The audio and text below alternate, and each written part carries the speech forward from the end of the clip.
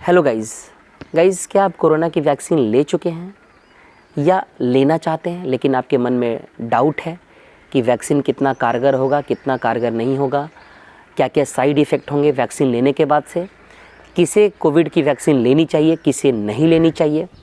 इसके अलावा वैक्सीन की जो डोजेज़ हैं उसमें कितना गैप होना चाहिए, उसके लिए रजिस्ट्रेशन कैसे करें, कौन कौन से डॉक्यूमेंट आपको रजिस्ट्रेशन के समय लगेंगे। इन सारे सवालों के जवाब, जो भी कोविड वैक्सीन से रिलेटेड जो भी आपके मन में डाउट्स हैं, वो सारे डाउट्स, वो सारे संदेह मैं आपको इस वीडियो में क्लियर करने वाला हूं। तो इस वीडियो को अंत तक देखिएगा। वीडियो काफ़ी ज़रूरी है, काफ़ी इंपॉर्टेंट है, आपके हेल्थ से जुड़ा हुआ विषय है ये। तो गाइस, वीडियो में आगे बढ़ने से पहले मैं आपको बता दूं, मेरा नाम है आलोक और चैनल पे नए आए हैं तो नीचे दिए रेड बटन पर क्लिक करके चैनल को कर दीजिए सब्सक्राइब और साथ ही बेल आइकन प्रेस कीजिए ताकि इस तरह की लेटेस्ट हेल्थ से जुड़ी हुई सारे अपडेट्स आपको नोटिफिकेशन के थ्रू मिलती रहे। तो गाइज़, जैसा आपको पता होगा कि कोविड-19 वैक्सीन लेने के लिए आपको कोविन ऐप डाउनलोड करना होगा प्ले स्टोर से, या कोविन पोर्टल पे जाकर के, वेबसाइट पे जाके आप अपना रजिस्ट्रेशन करवा सकते हैं।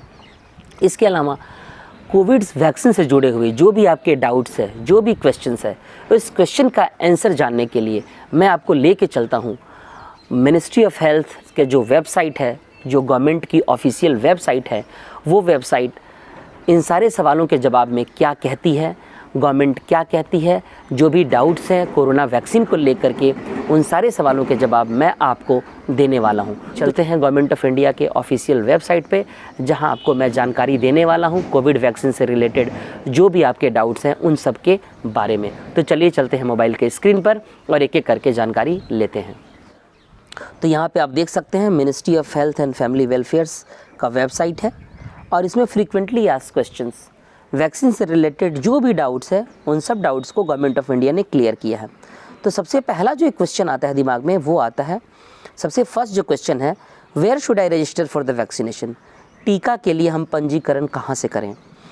तो आप जो भी कोविड वैक्सीन का टीकाकरण के लिए आपको रजिस्ट्रेशन कोविन पोर्टल या कोविन जो ऐप है उसको डाउनलोड कर लेना है और उसमें आपको डिटेल्स फिल करनी है। और यहाँ पे आप नीचे देख सकते हैं कोविड का अपना एक अलग वेबसाइट भी है, cowin.gov.in। फ्रेंड्स, दूसरा जो कॉमन क्वेश्चन है कोविड से रिलेटेड, ये वैक्सीन हमें कहाँ से मिलेगी। तो जो वैक्सीन है वो आपको गवर्नमेंट और प्राइवेट हेल्थ जो फैसिलिटीज़ है वहाँ से आपको, जो सेंटर्स है वहाँ आपको वैक्सीन मिलने वाली है। तो फ्रेंड्स, इसके अलावा एक और क्वेश्चन दिमाग में आता है कि क्या कोई व्यक्ति बिना रजिस्ट्रेशन के कोविड-19 की वैक्सीन ले सकता है। तो यहाँ पे आप देख सकते हैं इसका गवर्नमेंट ऑफ इंडिया ने क्या जवाब दिया है, नहीं, बिना रजिस्ट्रेशन के आप कोरोना की वैक्सीन नहीं ले सकते हैं।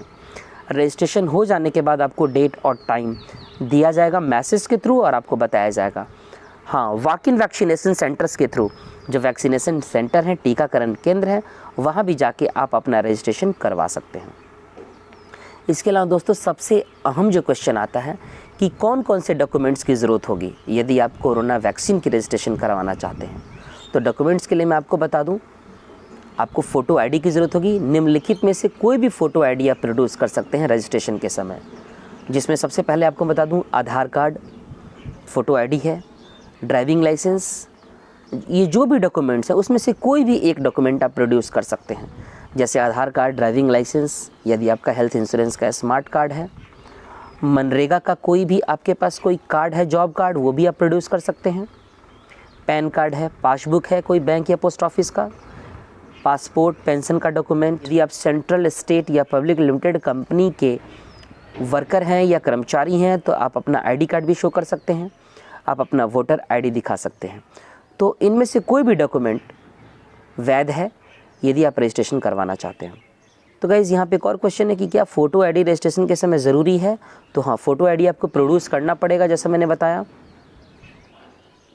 यहाँ पे एक और क्वेश्चन आता है गाइज़ कि यदि वैक्सीनेशन के समय, टीकाकरण के समय मैं अपना फ़ोटो आईडी न दिखा पाया तो उस केस में आपको फ़ोटो आईडी जो है रजिस्ट्रेशन और वेरिफिकेशन दोनों के लिए ही ज़रूरी है, यानी टीकाकरण के समय भी और रजिस्ट्रेशन के समय भी। दूसरा जो एक क्वेश्चन आता है जिसका सरकार ने जवाब दिया है, और वो है कि जो ड्यू डेट है हमारा, नेक्स्ट डोज की जानकारी कैसे मिलेगी। नेक्स्ट डोज की जानकारी जो है वो SMS के थ्रू या आपके रजिस्टर्ड मोबाइल नंबर पे भेज दिया जाएगा, जिसमें आपका डेट होगा, प्लेस होगा और वैक्सीनेशन का टाइम होगा, टीकाकरण कब लगेगा, कहाँ लगेगा, ये सारी जानकारी आपको आपके रजिस्टर्ड मोबाइल नंबर पे भेज दी जाएगी रजिस्ट्रेशन के बाद से। क्या मुझे वैक्सीनेशन लग चुकी है, मुझे टीका लग चुका है, इसका कोई प्रमाण पत्र मिलेगा? तो हाँ, इसका आपको एक प्रमाण पत्र मिलेगा। फर्स्ट डोज के बाद आपको एक प्रोविजनल सर्टिफिकेट दिया जाएगा और सेकेंड डोज के बाद से कंप्लीशन सर्टिफिकेट दिया जाएगा। आपको एक लिंक दिया जाएगा, उस लिंक के थ्रू आप डिजिटल सर्टिफिकेट डाउनलोड कर सकते हैं कि आपको कोरोना की जो वैक्सीन है वो लग चुकी है। एक और दिमाग में क्वेश्चन आता है जिसका सरकार ने जवाब दिया है कि कोविड-19 की जो वैक्सीन है, कौन कौन सी वैक्सीन की मंजूरी मिली है इंडिया में? तो कोविशील्ड और कोवैक्सीन, फ़िलहाल ये 2 वैक्सीन जो हैं वो इंडिया में इसकी मंजूरी मिली है। इन दोनों में से कोई भी एक वैक्सीन आपको लग सकती है। इसको चूज़ करना आपके हाथ में बिल्कुल नहीं है, वो गवर्नमेंट की उपलब्धता के ऊपर डिपेंड करता है कि आपको कौन सा टीका लगेगा इन दोनों में।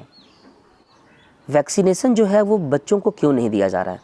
तो सरकार कहती है कि जो मरने वाली मृत्यु दर की जो संख्या है वो वयस्कों की ज़्यादा है और बुज़ुर्गों की ज़्यादा है, इसीलिए जो ट्रायल है वो एडल्ट्स पे और बुज़ुर्ग पे किया गया है, ओल्ड पर्सनस पे। फ़िलहाल चिल्ड्रन पे कोई भी ट्रायल नहीं किया गया है, इसीलिए ये जो वैक्सीन है वो 18 या 18+ के लोग ही ले सकते हैं। तो ये भी डाउट आपको क्लियर हो गया कि what is the dose schedule of both the vaccines. दोनों टीका का जो शेड्यूल होगा, जो समय होगा वो क्या होगा, कितने गैप में आपको देना है। तो ये कहती है कि दोनों डोज जो है, जो टीका के दोनों डोज हैं, उसका जो अंतराल है वो 4 से 6 हफ्ते का होना चाहिए, लेकिन फ़िलहाल ये बढ़ा दिया गया है, 4 से 8 हफ्ते का दोनों डोज के बीच में अंतराल होना चाहिए। तो जो सेकेंड डोज है कोवैक्सीन का वो 4 से 6 हफ्ते, पहले डोज के 4 से 6 हफ्ते के बाद लगाया जा सकता है। एक और जो क्वेश्चन आता है कि मैं कौन सा वैक्सीन चूज़ करूं, कोवैक्सीन या कोविशील्ड, क्या मुझे चॉइस है? तो वैक्सीन जो है वो इंडिया के डिफरेंट पार्ट्स में अवेलेबिलिटी के ऊपर डिपेंड करता है, उपलब्धता के ऊपर डिपेंड करता है। फ़िलहाल आपको कोई ऑप्शन नहीं है चूज़ करने का कि कोवैक्सीन या कोविशील्ड, आपको कौन सा टीका लगेगा ये डिसाइड करना ये हेल्थ डिपार्टमेंट का काम है, आप इसे चूज़ नहीं कर सकते हैं। एक और क्वेश्चन आता है दिमाग में दोस्तों कि क्या जो वैक्सीन है वो सबके लिए अनिवार्य है? तो इस पर सरकार क्या कहती है? तो कोविड-19 जो वॉलंटरी, आपकी इच्छा के ऊपर डिपेंड करता है। यदि आप इच्छुक हैं तो आप वैक्सीन लगवा सकते हैं, वरना कोई ज़बरदस्ती नहीं है। कि विल कोविड-19 vaccine be given to everyone, क्या एक साथ सबको दिया जाएगा? तो नहीं, ये फेज्ड मैनर में अलग अलग चरण में दिया जाएगा प्राथमिकता के आधार पर। एक और दिमाग में क्वेश्चन आता है, सबसे अहम क्वेश्चन, कि कोविशील्ड और कोवैक्सीन दोनों में बेटर कौन सा होगा, कौन सा कोवैक्सीन बेटर है? तो मैं आपको बता दूं, दोनों जो वैक्सीन है वो सरकार कहती है कि दोनों वैक्सीन काफ़ी अच्छे हैं और दोनों में किसी भी तरह का कोई तुलना नहीं किया जा सकता और दोनों ही कारगर हैं और दोनों ही ट्रायल करके और ये डेवलप किए गए हैं। तो दोनों में से कोई भी आप एक ले सकते हैं और फ़िलहाल इसको चूज़ करने का अधिकार आपके पास नहीं है, ये सरकार, गवर्नमेंट और हेल्थ अथॉरिटीज़ के ऊपर डिपेंड करता है। उसके अलावा कुछ इंपॉर्टेंट और क्वेश्चंस हैं। वैक्सीन लेने के बाद से क्या मुझे मास्क पहनना पड़ेगा? बहुत सारे लोग निश्चिंत हो जाते हैं कि मैंने तो वैक्सीन ले लिया है। तो गवर्नमेंट कहती है कि हाँ, वैक्सीन लेने के बाद भी आपको मास्क, 2 गज की दूरी और सैनिटाइज़र, ये सारे प्रोटोकॉल्स को फिर भी फॉलो करना है यदि आप वैक्सीन ले चुके हैं तब भी। वैक्सीनेशन लेने के बाद मैं कितने दिन तक सुरक्षित रहूँगा?